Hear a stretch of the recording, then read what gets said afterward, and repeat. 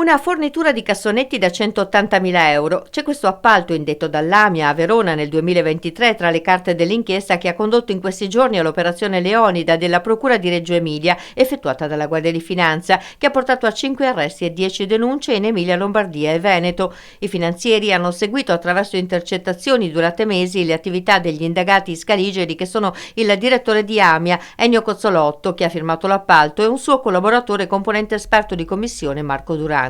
L'ipotesi di accusa per quanto attiene all'appalto veronese è di turbativa d'asta, legata a informazioni che sarebbero state divulgate all'imprenditore reggiano Enrico Benedetti, presidente di Ecologia Soluzioni Ambiente SPA, a cui è poi stato assegnato l'appalto per la fornitura di 3.200 cassonetti usati, perquisiti uffici e abitazioni degli indagati. L'inchiesta emiliana è però molto più ampia e fonda sul sospetto che alcuni appalti per il trattamento dei rifiuti affidati per via esclusiva, compreso lo specialissimo ambito del recupero di bombe al fosforo e demineralizzazione di missili in Emilia e Lombardia, fossero favoriti da regalie di tutti i tipi: escort, vino pregiato, cene, biglietti per le partite di calcio e soggiorni in hotel. 5 le persone arrestate, 14 gli avvisi di garanzia. Agli arresti domiciliari il socio unico e presidente della CDA di Green Life SRL e di Ecologia Soluzione Ambiente Enrico Benedetti, con sede a Bibbiano nel Reggiano. Tra gli indagati anche 2 ufficiali dell'esercito e un ingegnere civile, tutti operativi nell'area di Noceto, provincia di Parma,